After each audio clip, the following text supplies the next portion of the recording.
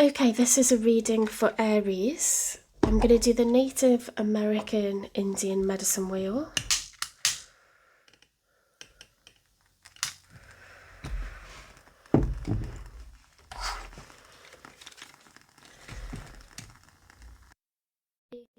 Card spread.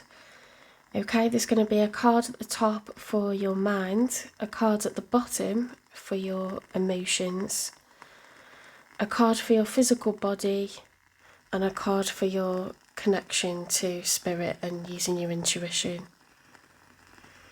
Okay, it's how the Native Americans used to lay stones to reflect the circle of life, okay, and how it's a cycle, and to detect weaknesses and strengths, okay, underlying issues. So it works like a cross. So the two cards at the top and the bottom, we've just got you, you know, your Aries, the Emperor, so we've got you in the middle. At the top and the bottom, we would see which card is the most positive, and it's like a seesaw, okay? Whichever's the most positive, then it kind of highlights this as an area for weakness if this one's more positive. And then across from one side to the other, we would understand where the area of weakness is by which card seems to be the most positive, okay?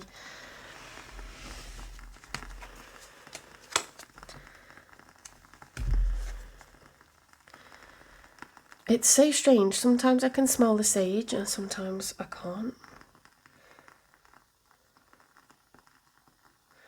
It's been quite a mad one today. Went back to work and there's loads of change. Like change on top of change on top of change on top of change. And everyone was really feeling it. The kids, the staff, you know. So it was an unexpectedly mad one. So this is like therapy for me, like going into a zone where I can think about something else, you know.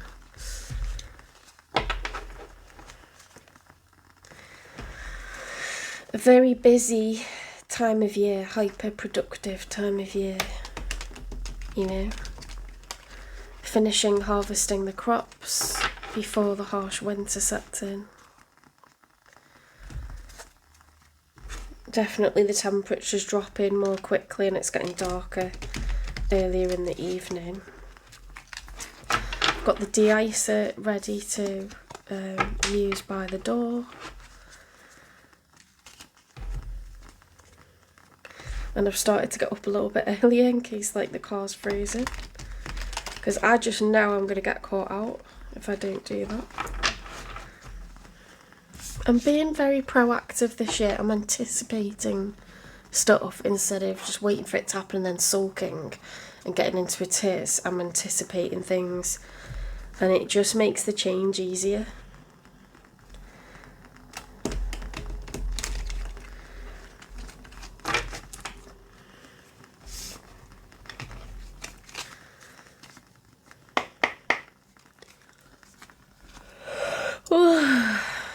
Right, I was going to say 3 cards.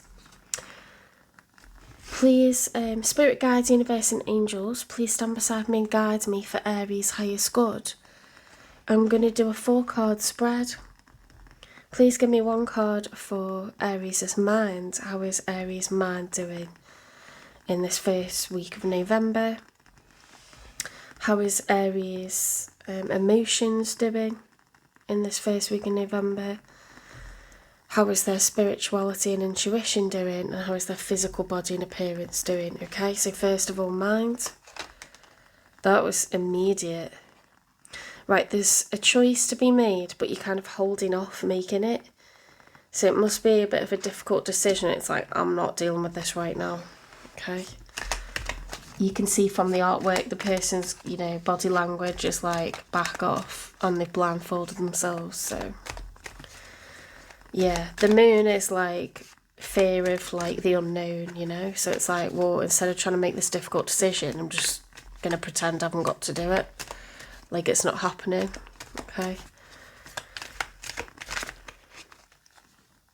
So for emotions, we've got the Strength and the Ace of Wands reversed. That's a weird combination. It's like you're trying to be strong, but you've lost all enthusiasm, you know, for something. Aces are the beginning. It's like a fresh, brand new start with the help of the universe. So perhaps you're trying to be strong despite feeling like you haven't got this help from the universe. You haven't had much luck, you know, for a passionate new beginning. Let's get one for your spirituality and intuition. The Two of Wands, trying to choose a direction. It's a planning phase. Page of Pentacles, making an investment. Seven of Wands. There's a lot of wands here, guys, which is no surprise because you are Aries, the ram fire energy. Seven of Wands reversed, okay, so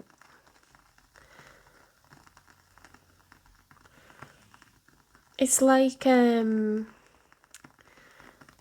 either nervous about the competition or you don't feel you have the high ground or the advantage in any way.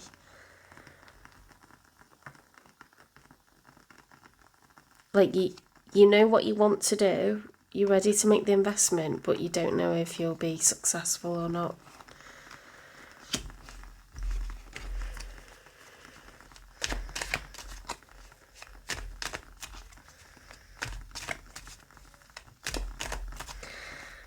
One for your physical body, your health, your appearance, please. Okay, Five of Cups and the Magician reversed. Yeah, you're feeling really disempowered. You might be having physical symptoms and ailments because, you know, when you're stressed or anxious or down, it shows in terms of like high blood pressure, migraines, IBS, you know, chronic pain,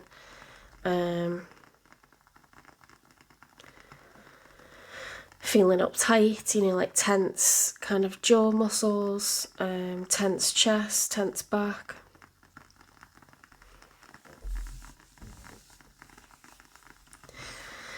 I'd say these are the two most negative, so it's your mind and your body. And you may already know this, but what's going on in your head and whether you're ruminating on it and you feel fearful and unconfident and anxious, a loss of control, that manifests itself physically in your body. And even when the problem's moved on, you still have symptoms months later. So I'd be very careful about delaying any decisions. You know, usually the best laid plans fall apart. If it's not meant to be, it won't be. And then shit falls together, you know, and it just works out, even in the face of adversity, which I feel that you're really employing like inner strength, like mental, emotional strength, like trying to be positive despite feeling like the chances are against you, you know.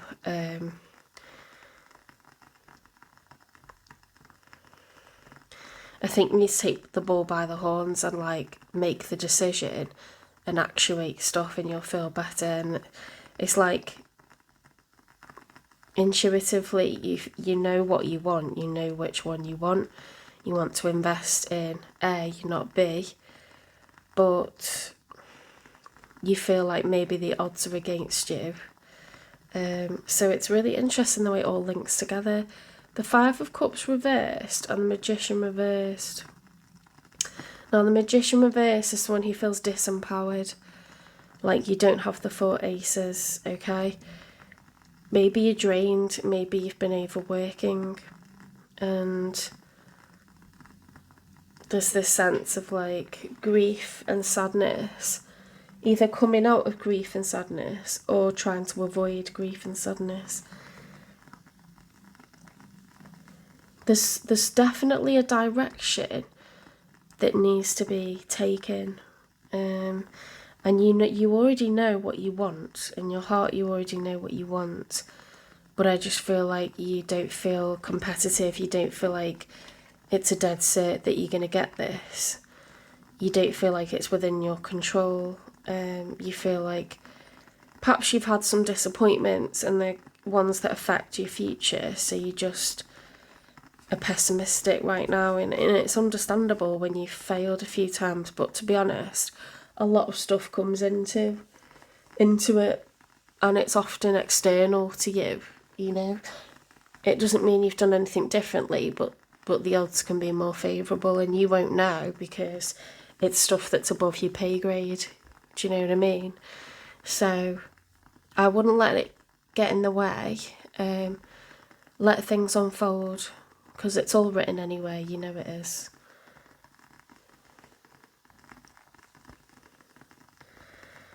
Take care of yourself. I warned a friend about this. Just yesterday, she asked for... No, it was the day before yesterday. She asked for a reading. And I warned her that we're going into a really productive, busy time of year. It gets hectic in the build-up to Christmas, Thanksgiving. You're rushing around, doing the most in work, trying to take care of different family members.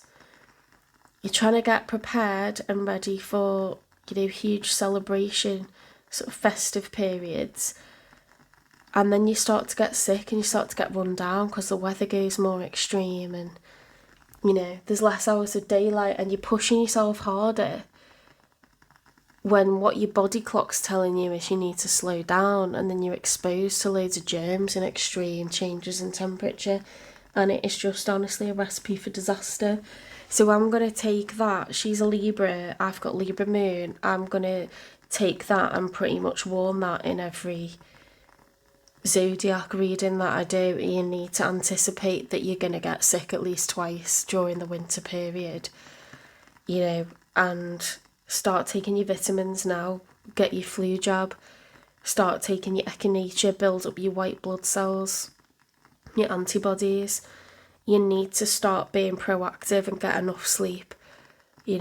Make a cosy environment for yourself so you can really chill out. Have candlelit bubble baths.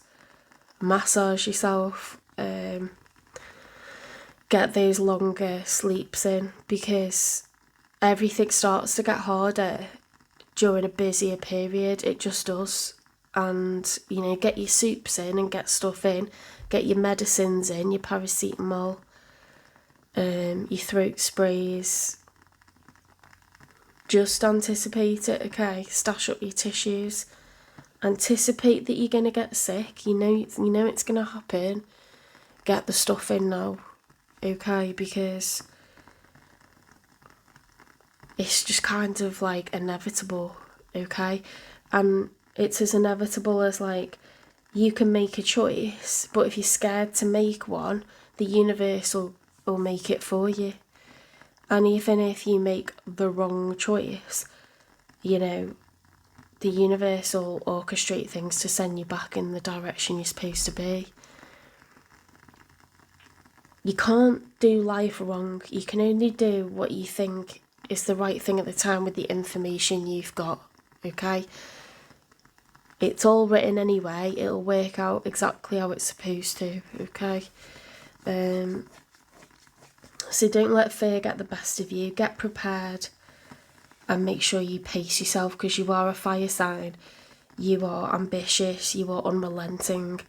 So sometimes, retrospectively, you're like, yeah, I guess I did run myself into the ground there. Maybe try to do it the other way around this year and, get organised but slow it down a notch. Okay, just pace yourself. That's my advice, okay? Try to make a decision, okay? Don't avoid making a decision. Gather the information. You can only do what you think is right at the time, so don't beat yourself up, okay? Make a decision and then you can actuate stuff. As I say, external stuff is above your pay grade. There's things involved. Luck, circumstances, timing, everything's involved. So don't overly judge yourself or think that you've got full control over any of this, because you haven't. You can express an intention, but what's going to happen is already going to happen. Do you know what I mean? So take that pressure off your own shoulders, like surrender it to the universe. There's a divine plan. You know, and celebrate the little wins, because if you put everything on one giant outcome, you're making it too extreme. You're catastrophising it or making it swing like a pendulum, like success, failure. But there's many degrees of separation, and I need to do this with today. I could say, that was a disaster, don't want to do today again. Or I could isolate the little events within the main thing and say, do you know what, little things have been achieved that were really good, you know?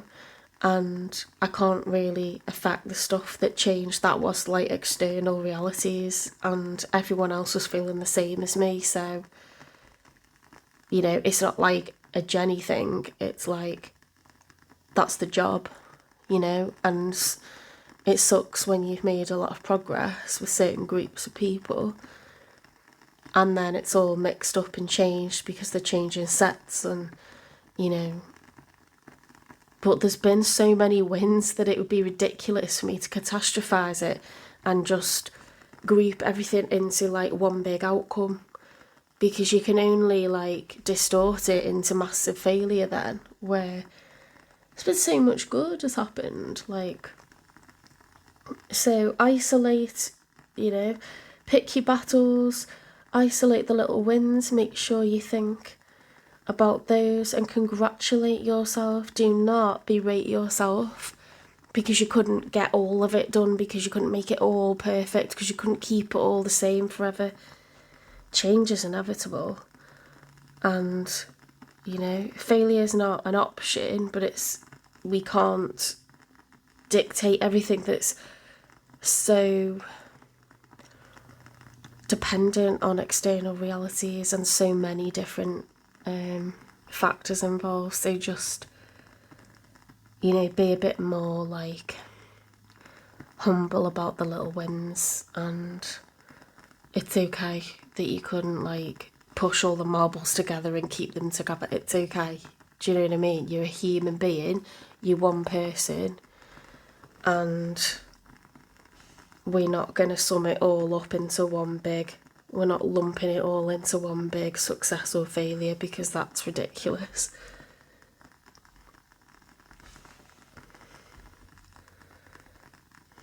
If you did that with somebody's life, you know, like, it'd be incredibly difficult to say whether they had a really successful life or a really unsuccessful life, because life is a series of ups and downs, literally from birth to death, you know. So you cannot possibly summarise it like that, and you can't summarise some days like that.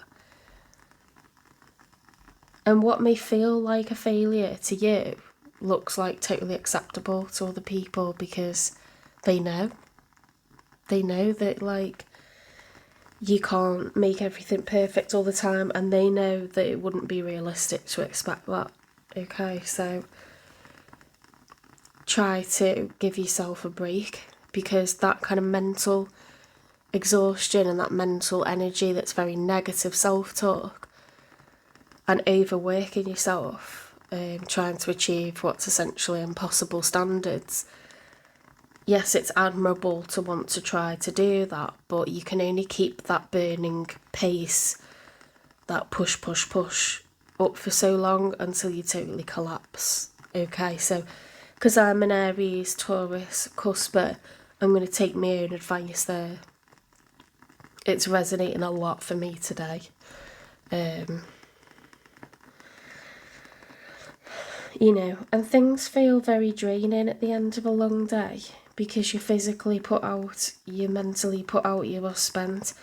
But after a good night's sleep, you know, you can be in a totally different mood. And then you can think you're going to have another bad day and you end up having a really good one. So do you know what? Life is weird, and do what you can to have a chilled one tonight. Sometimes you can push harder thinking you're controlling it, and if you put even more effort in, you can control it more, and actually what you need to do is just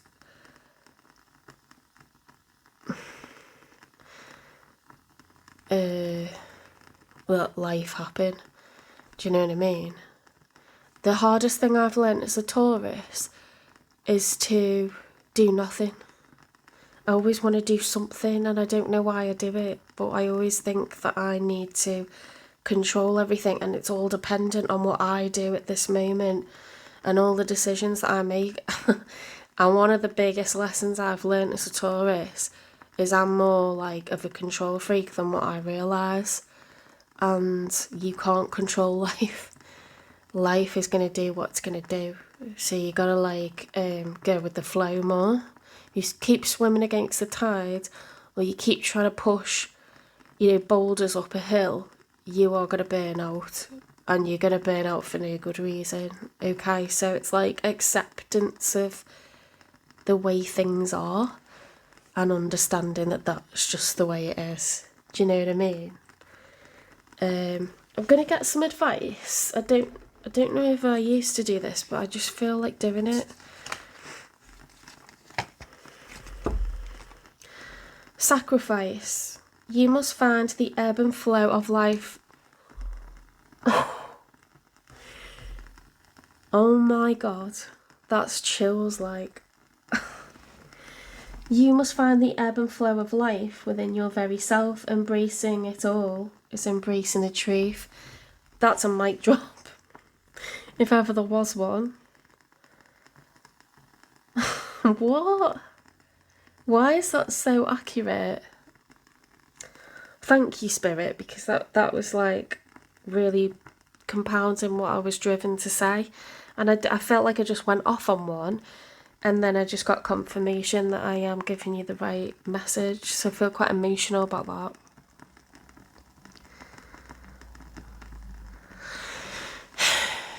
Do you know how the tide is very repetitive? It's in and out. It's swash and backwash. It's like expecting to only get swash or to only get backwash. That's not how it works, okay? We get ups and downs, we get challenges, and we get easier periods. You're not able to change the order of things, okay? In the grand scheme of things, that is how the universe works, okay? So understand that, accept it, and let go of that like need to put everything on you, because you are one amoeba in the universe, the ultimate, like infinite universe. Does that make sense? There's so much going on in the grand scheme of things that it's ridiculous to put so much pressure on an outcome of one choice it seems huge to you, but it actually doesn't hold as much of an outcome on the grand scheme of things as what you're feeling like it does, okay? So I hope that helps and it wasn't too cryptic.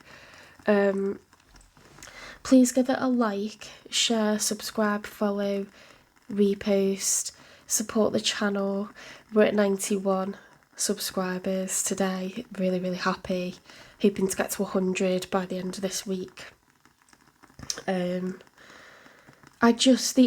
ultimate aim of this channel is just to try to give wisdom, okay, to try to give sage advice. I'm hoping to do it to help you before you get sick, but it's mad, right? Because I gave this message to my friend because she asked me for a reading by text, and I gave her the reading, having not spoken to her since. And for November, I said, like, she needs to be careful about getting sick. She needs to pace herself.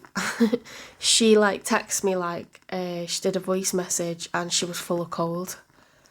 How mad is that? And it wasn't like there's cards that have people with illness on it or being sick, like having the flu and it's not on the cards, that, but it's just, I don't know, it's just like on point. It was on point about other stuff as well, like not trying to live such a conventional lifestyle with, you know, meeting societal expectations. Loads of stuff that just she'd had a conversation that day with someone really important to her about those exact things, and it made her doubt herself. And I was embarrassed to send the readings. I thought it sounds really like preachy or like out there. And she's like, that's actually on point. It's exactly what's been happening today. And yeah, I am sick because I've been burning myself out. And I had no idea. Like, I'm losing my voice, guys, because I had to shout a lot at one class today. I've got a very soft Taurian voice, and it's not good when I shout. I lose my voice. Okay, yeah, take care of yourselves, okay? Take the pressure off. Don't catastrophise things and make it like, oh my god, it's all on this. It's not. You're actually insignificant in the grand scheme of the entire universe, and all the choices and decisions that are constantly being made and all the external realities. You're like an amoeba, do you know what I mean? Like, you haven't got that much control over things realistically. There's so much else goes into stuff, and life will always throw you back in the right direction. So you know, I'm going to take my own advice. Try not to be so fearful of making decisions, okay? Alright, take care, Aries, and I'll see you in the next one.